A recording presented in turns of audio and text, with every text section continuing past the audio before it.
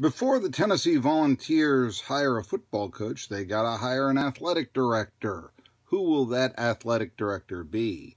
Hi, everybody. I'm Marky Billson, and with the demise of head coach Jeremy Pruitt and athletic director Phil Fulmer, neither one of whom should have had their jobs, by the way. They were unqualified for both of them. Just classic case of the Peter principle. Tennessee now rebuilds. And it starts with the athletic director. They have hired the Parker Executive Search Firm out of Atlanta to help them with this search, which I think is a good thing. I know that there is criticism of the concept of search firms, and I've even been told by Dr. Richard Sander, used to be the AD at ETSU, I don't believe in search firms. A athletic director should be able to rely on his own contacts, his own knowledge to make a hire. And for Richard Sander, I believe that because he had an extensive career at Virginia Commonwealth and developed many contacts. With someone like Phil Fulmer, who had been out of sports for 10 years, he didn't have any contacts, and that goes to show you his search was so damned fanboy. It was just like you and me. Well, he's a good defensive coordinator in the SEC. Let's look at his candidates. Les Miles, who was never going to work for Phil Fulmer. He was never going to take orders from someone that he would consider to be his equal. And this is also why old coach does not work as athletic director in this day and age. Just ask South Carolina how Ray Tanner is doing. The other guys on Fulmer's list 3 years ago, obviously Jeremy Pruitt, who was inarticulate and just a disaster. I mean, Tennessee is willing to go on probation so that they can get rid of Jeremy Pruitt. Think about that for a second. They're turning themselves in. They're saying we're firing him for cause. We're willing to take scholarship reductions and fines to get rid of this guy. That's what a disaster he is. So don't believe Fulmer is retiring. Officially he is, but he's getting the axe with Pruitt as well. You couldn't keep him around when this is your hire. Number two, Mel Tucker, who's been hired by both Colorado and Michigan State as football coach in the interim, and as head football coach of the Buffaloes and the Spartans. His overall record is 7-12. That was the other guy on the list, and he, of course, was the DC at Georgia. And the other person on the list was Kevin Steele, who is now the Tennessee football coach officially in an interim basis, and he went 9-36 at Baylor. But, you know, he had coached with Phil Fulmer back in the 90s and all that. So, guy that I used to work with and three guys I could get by reading the paper. You know, I mean, that's and all defensive coordinators, if they weren't a former head coach, not one offensive coordinator. That is who old coach looks at. And as I've mentioned before, Fulmer was 0-2 in hiring football coaches. He hired Carl Torbush for ETSU, and Torbush was right out of his 1998 heyday and won 11-22 at East Tennessee State. So there you go. So it's better to use the Parker Executive Search Firm because, you know, Tennessee now, they have no athletic department. So you've got to go to some sort of expert, paying them for executive search firms, I would imagine a paltry sum, only $120,000. Tennessee's used them before. Problem is the results haven't been all that good. Derek Dooley as the head football coach, yeah, that was through Parker. Quanzo Martin as the basketball coach. Baseball coach Dave Serrano. Yeah.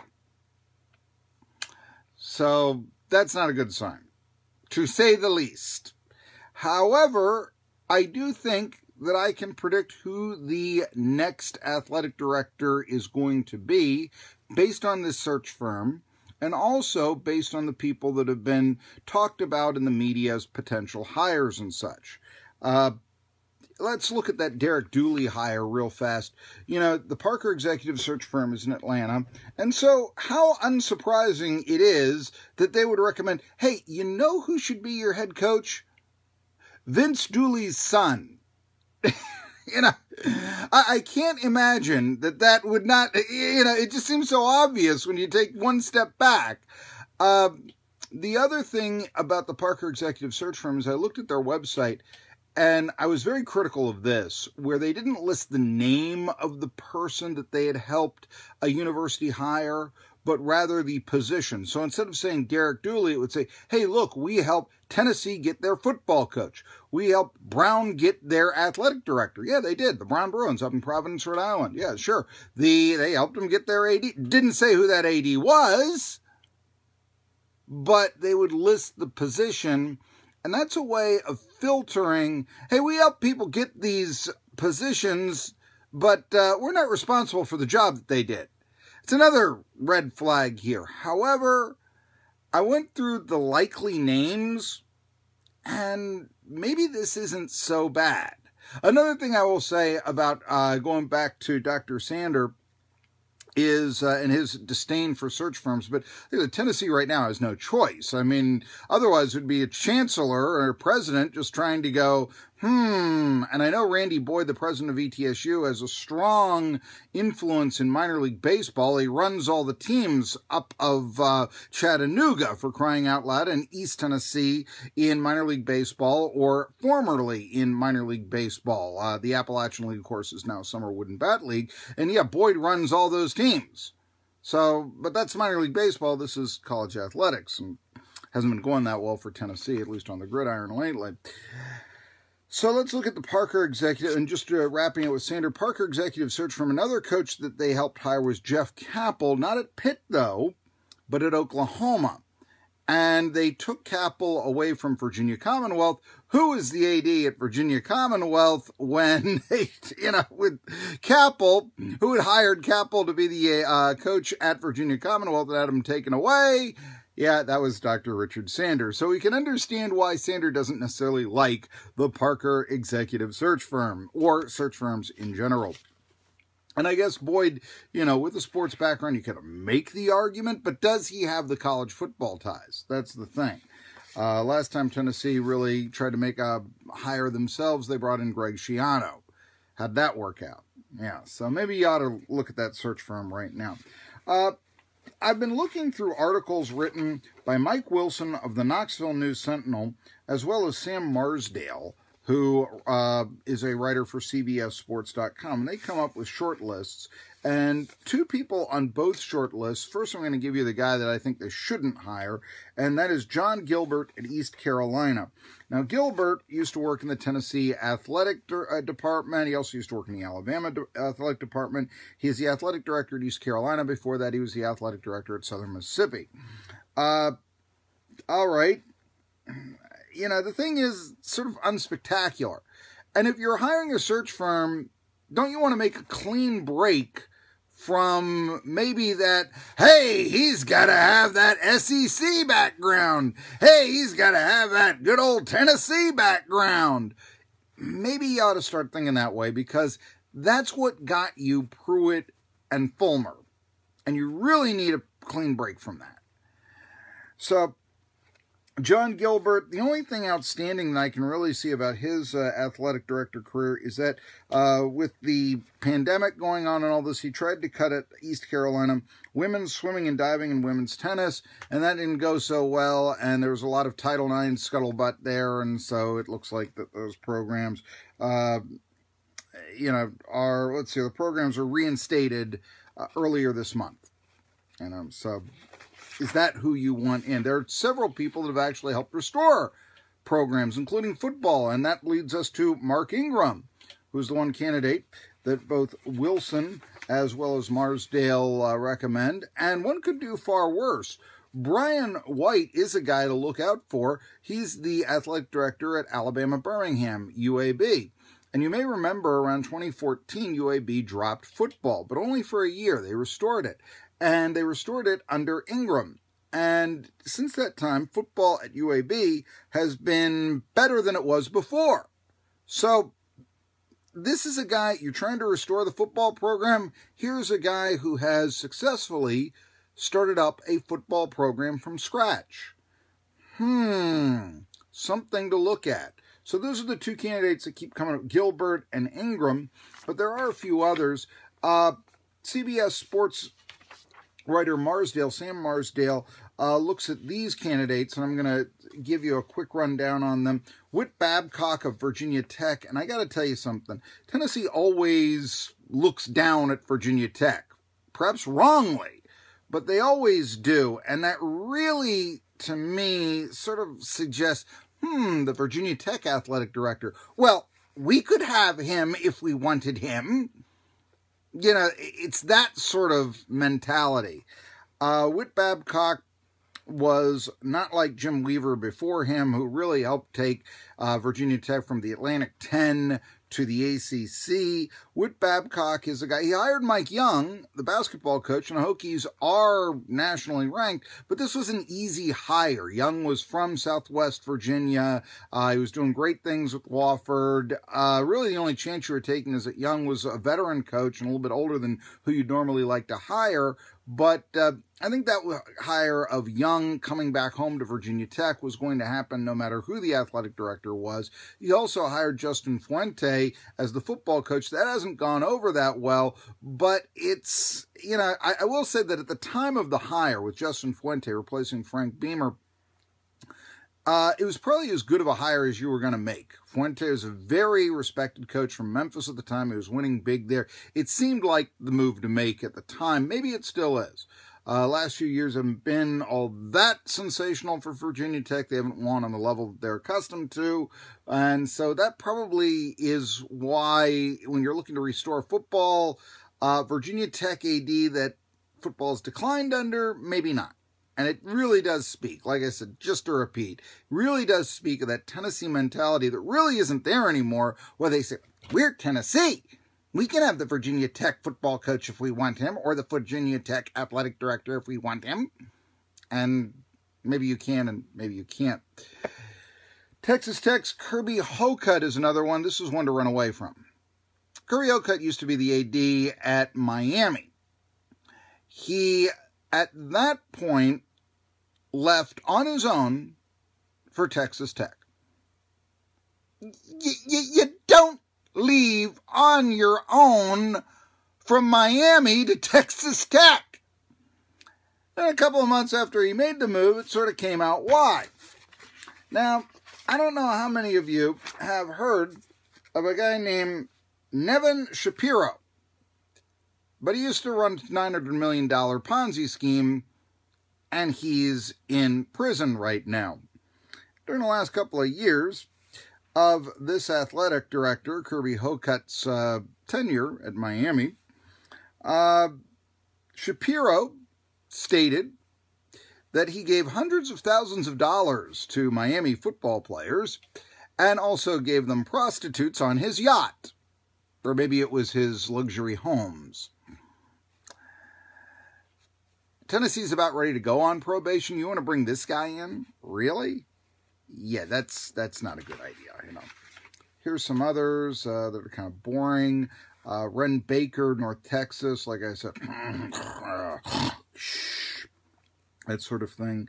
Eddie Nunez at New Mexico. Graham Neff, Clemson's #2 guy. Now, there's somebody right there.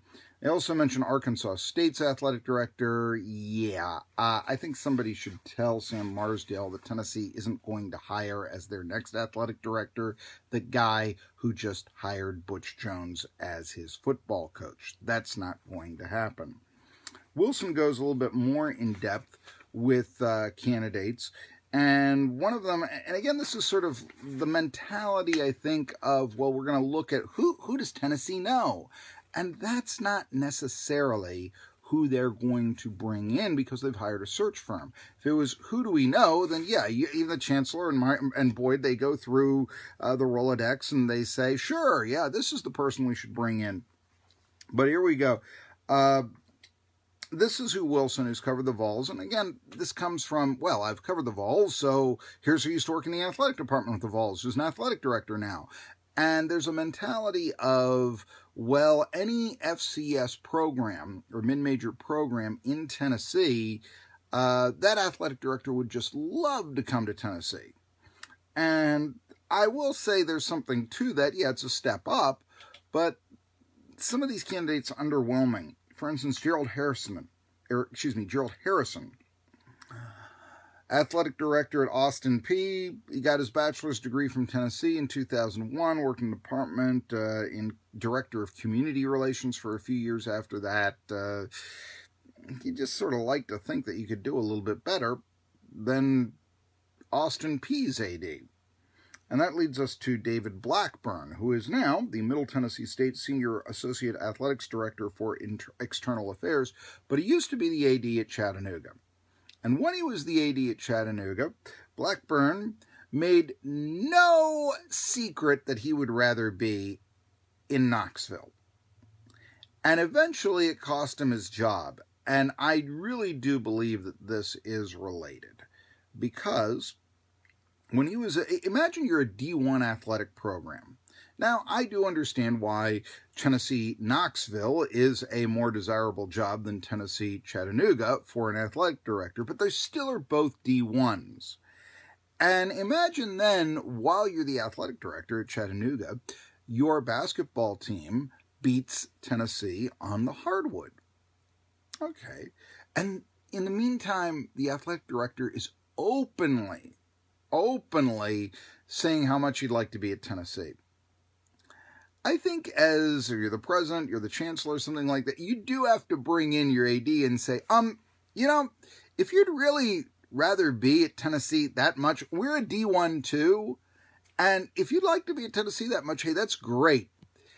Here's your pink slip. You can go and pursue that job full time, but we need an athletic director who wants to be here. It really is kind of like the wife bringing him the husband, let's say, after the husband has been caught with an affair or something like that. Do you want to be with your secretary? Do you want to be with me? You've been with the last 15 years. Now, what's the deal here? Come on, we got to make a decision. So that was the thing with Blackburn. After that, the Mocs athletic department really did go into the tank. They started losing in basketball like never before, didn't do much in football. So that, I think, is somebody that, yeah, would come up on sports writers' lists, but I think the time has passed, and I don't think he handled that time that he had a chance at the job, which was 3 years ago, very well.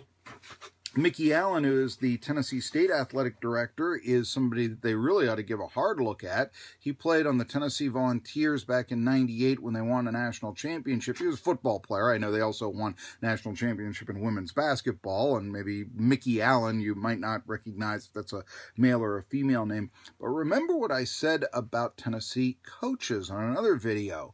That would probably behoove them to look a little bit at diversity. I think right now there are no black head football coaches in the SEC, and this could be a real gain if Tennessee was to hire one. One like, let's say, Tony Elliott, offensive coordinator at Clemson. Mickey Allen has just taken on the athletic director position at Tennessee State, so not a lot of experience or getting his feet wet there.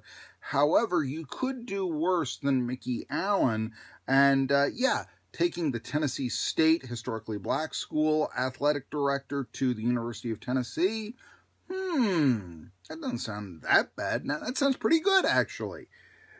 Brian Maggard sounds pretty good. He's the Louisiana athletic director. Of course, they've been winning a lot in football. You pretty much figure that if Maggard gets the AD job, and maybe he will, he's going to take Billy Napier with him as his football coach. One could do far, far worse.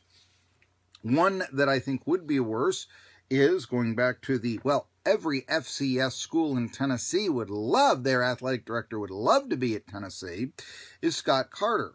Carter was part of the ETSU, East Tennessee State, football revival, and he actually played at ETSU as a football player. But I've worked with Scott Carter, and while I think he's a, how can I explain this? The man has boundless enthusiasm to the point where you're almost like, is this the athletic director or is this the head of the cheerleading department? And that's one of the things, I mean, doesn't really, he'll, you know, say great enthusiastic things, but he won't really say much. A good example, and I wrote a story on this that you can read on Medium, just type in Scott Carter. What Scott Carter should have told Eric Ainge, I think. And Marky Billson, put that in the search engine in Medium or Google or whatever. And you're going to find out the 10 things he should have said. They once asked him what his plans were for ETSU athletics, and he said, well, it's to build great relationships with people. And I said, what school doesn't want to build great relationships with people? Why wouldn't you want to win? Or say you want to improve the grad rate or bring in more money? Or, I mean, it's just a nothing answer. And there's something that dates way, way back when Carter's career first began that always bothered me about Carter. It goes like this. Back when ETSU dropped football, and this goes back maybe now 18 years ago, 17, 18 years ago. But Carter was a young administrator at ETSU. He just played on the football team. They promoted him, you know. And it was at the time where ETSU dropped football, and to an ETSU basketball game, a bunch of students brought in signs critical of the decision to drop football. And it was critical of some of the, you know, the administrators at the time as well. And the administrators had the signs confiscated. Yeah. Well, this didn't go over well, as you might imagine. And so they sent Carter over to basically be their henchman and play PR. Now, Carter had just had his program taken away from him. And I understand young, you know, athletic department person, what I'm going to suggest he would have done could have cost him his job, but it would have shown tremendous courage and, dare I say, balls that I would like to see from somebody who I'm going to hire to lead an athletic department. That's to turn to him and said, you killed my sport, you go do it. And he didn't do that. So he went over and played henchman and actually suggested that the students bring signs to the next game that read, "We love football." Is that a leader? Now, that's 17 years ago. I do give you that. And he was put in an awkward situation. But you're going to have plenty of awkward situations. You're about ready to go on probation. You know, if you're going to go to, imagine, I mean, yourself turning yourself in, and then you're trying to negotiate, let's say, with the NCAA on what penalties you should receive. Is that the guy you want doing those negotiations? I don't think it is. The one interesting thing that has come about in the days is that there's a rumor that Jason Witten might be the next potential head football coach, Tennessee. Out of the box, certainly, but with no head coaching experience. You really say, boy, oh boy. I mean, you know. But if Carter was named the AD, and I don't think he will be, but if he was, I could see Witten become that head coach. The reason why is at ETSU in Johnson City, Tennessee, city next door, 7 miles away, is Elizabethton. And Jason Witten's brother, Sean, has made the Elizabethton Cyclones into the top high school football program of the area. They won the state title last year. So, yeah, I mean, potentially Jason Witten, and then hires his brother onto the staff. I mean, you know, you could see that, and being right next door at ETSU, you're aware of this and all that. But, yeah, that's another reason. You want to hire an AD because he might be privy to bring in someone with no coaching experience to Tennessee because his brother has done well as a high school coach.